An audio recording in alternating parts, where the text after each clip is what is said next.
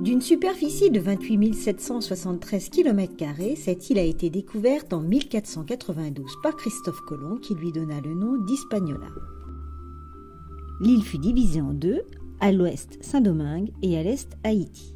Il y a 8 millions d'habitants à Haïti, dont 700 700 vivent dans la capitale Port-au-Prince. Les Haïtiens parlent deux langues officielles, le français et le créole. Malgré ses belles plages, ses magnifiques paysages et ses eaux turquoises, cette île des Caraïbes est l'un des pays les plus pauvres de l'hémisphère nord.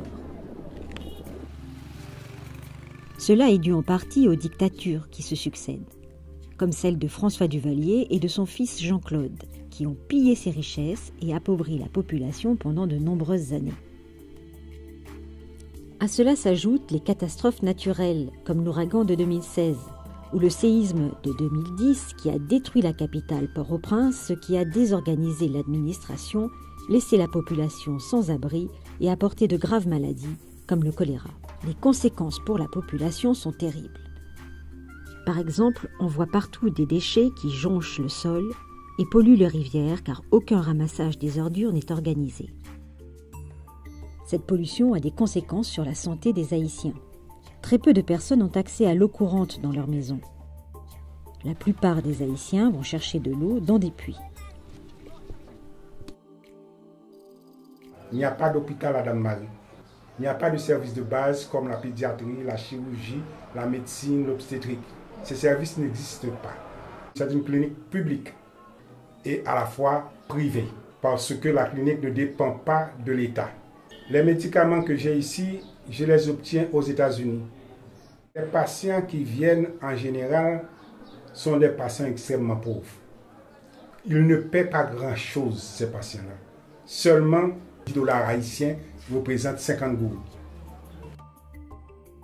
Tous les enfants ne sont pas scolarisés. Il y a des parents qui n'ont rien pour envoyer leurs enfants à l'école. On peut parcourir près de 10 km pour venir à l'école à pied, en motocyclette. Les écoles publiques sont gratuites et obligatoires. À cause des faibles moyens de l'État, on n'a pas suffisamment d'écoles publiques. Puis assez souvent, les élèves sont obligés de fréquenter une école non publique, ce qu'on appelle les écoles privées, où ils doivent payer quelque chose. Les parents en milieu rural ont de faibles, très faibles revenus, donc ils ne sont pas en mesure de pouvoir à leurs enfants ce dont ils ont besoin. La culture du cacao est très importante dans la commune. Elle a aidé les parents à payer, voyez-vous, l'écolage de leurs enfants, à acheter de la nourriture, faire des constructions également. Bonjour aux enfants qui sont à l'école en France.